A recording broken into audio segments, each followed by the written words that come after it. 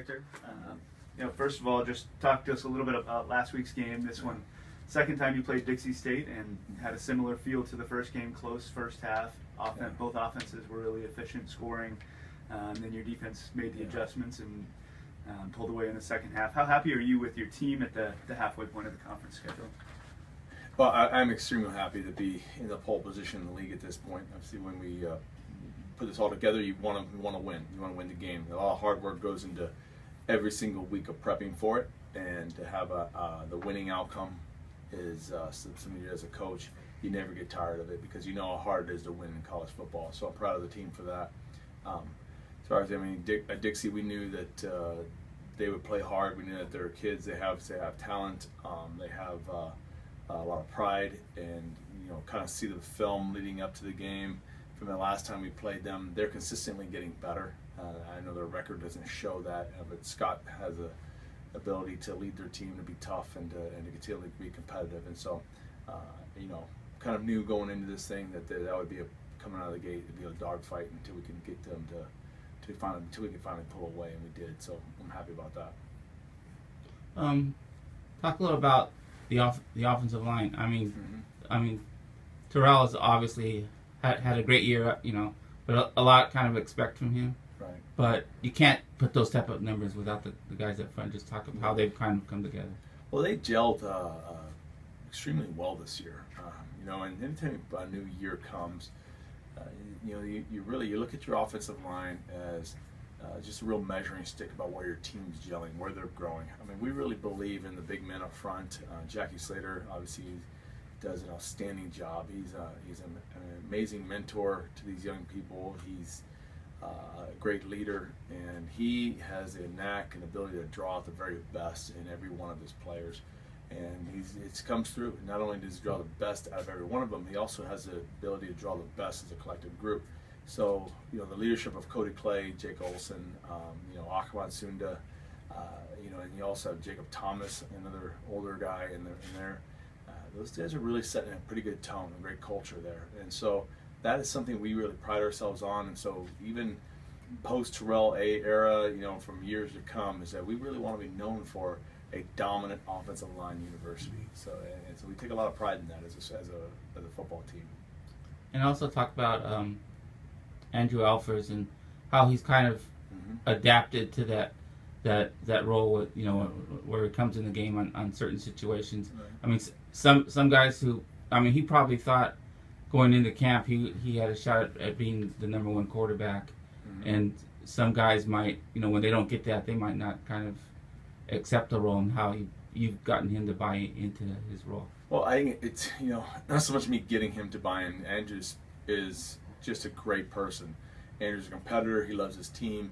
Anything to help his team be successful. So the 1-2 punch of him and Chad and how they're playing off each other and how the offense is using them, I think that speaks a lot to what Coach Carlton does, Coach Carlton's development as a quarterback coach, but also just, Andrew in that role, he's an amazing young man. He's a leader. He's a strong character kid. He wants to do whatever it takes for his team to be successful.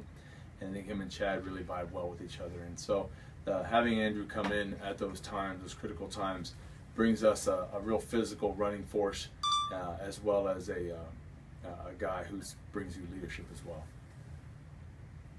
And talk a little about this week's opponent. This is, I believe, the first time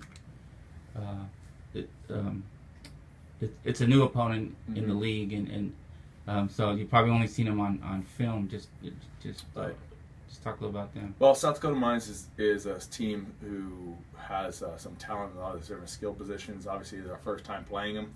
We're excited to take the trip up to South Dakota. We hear nothing but great things about the scenic and just the atmosphere there. I'm watching on tape. They've got a quarterback who can make all the throws, who can hurt you with his legs. They've got a defense who's going to blitz you of a variety of angles. So they're bringing a lot of tension points to us as an opponent.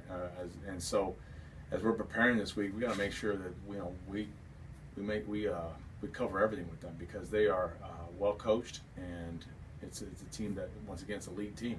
And so when you have GNAC play going, you got to bring your best A game to it. And so we're focused on now is just the next GNAC opportunity. Some of the challenges presented when traveling somewhere new? Well, this one's particularly challenging in that we have to take the three separate flights to get in there, and so it is a smaller regional airport that we're flying into. So when you have a new place, there's a familiarity of, okay, where's the hotel you're staying at, all the logistical issues that go into. So our guys have had hard travel before, and they do just fine with it. So there's just more coordination that has to happen, and our players, they're great guys on the road. Their business approach is impeccable. They have fun on the road, as well as just they know it's something serious and be on point with everything. So I'm not so much concerned about it, but there are just logistical things of taking on a new opponent in a new road, a new place you haven't been on the road. So I think all of our history of over the last year since 2006 about the variety of places all over this United States that we've had to be a part of, had to travel to, gives us some really good experience as a staff about, hey, how do we do this? And then going back to last Saturday's game, another record tying performance for Terrell, 5 touchdowns, ties his own single game record from homecoming last year, and really a good team performance for the whole offense. What's been the biggest factor for that group to stay productive, even though the teams you're playing, the last 2 opponents had already played you once this year, and all your conference opponents are kind of familiar with your style of play offensively? How do you keep that offense productive? Well, I think there's just a real standard that the program has, that our desire is to become the very best team we possibly can be. And so while you have an opponent coming up this week, the standard inside the culture of our program is, how do we get better as an athlete today? How do we get better as a student today? How do we get better as a person today? I think there's that real growth mindset that's infected the whole team in a great way. So when you have performances last Saturday night and the offense come out and do that, they know that there's still points that they can grab. There's still some points that they know that they can come and get this next week.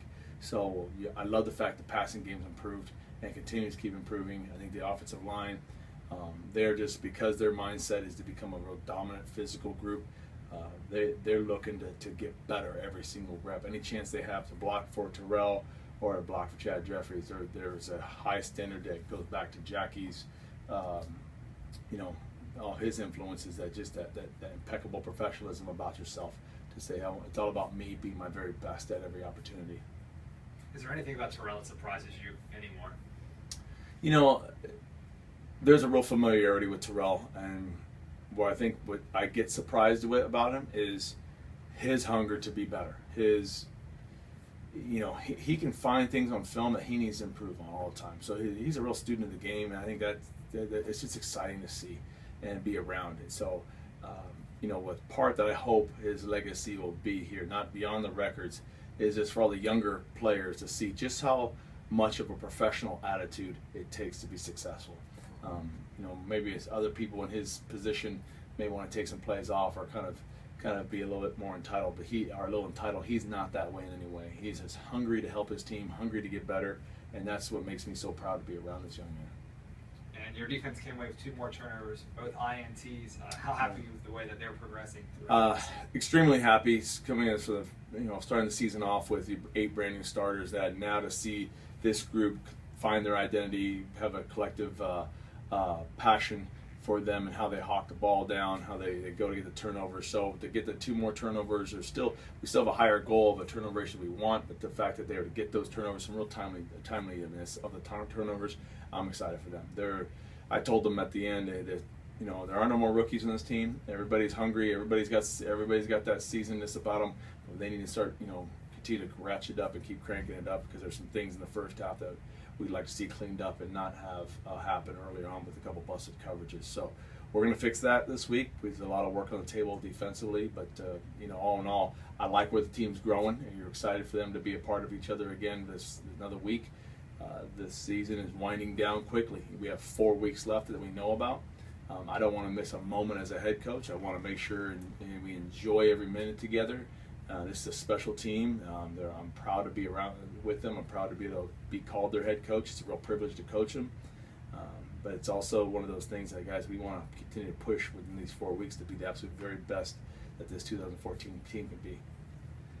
And then you talked about going to a new place, facing a new opponent. Haven't done that in the middle of a conference schedule all that often, except for going back 2 years ago. Mhm. Talk about the challenge of doing that, kind of interrupting the familiarity of conference play with a new opponent, a new place that you haven't taken your team. How do you enjoy that challenge, and then what do you expect from South Dakota Mines as a team? Well, enjoy is the right word, because there's a fresh experience to it. It's the great adventure that we're on. And so to say we're going to fly to South Dakota, to be able to take 3 planes and maybe learn how to parachute along the way, just in case, I don't know. It's a fun experience. It's a blast to get out there and see new things in the country. We joke about it, but just of all the different logistical challenges. But our team, and I think it's part of playing here at Azusa Pacific, is our players get to have a great experience. They're seeing the country.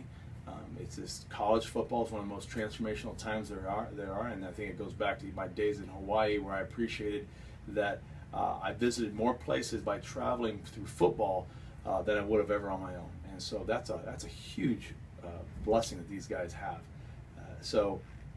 We try to make sure on the road trips we take it all in and be able to appreciate where we're going and the airports, everything it goes to. So South Dakota, though, they it's business up there now, and they're engineering school, and their players are precise, their players are aggressive, they're coming out of the gates hot after people, and I think right now their quarterback play is just some of the top of the conference, and defensively they're putting pressure on you and like no other. So they're a very unique challenge, and we've got our hands full. So we're gonna get to work and put together our best foot forward to go up and what we hope and believe is a better game than last.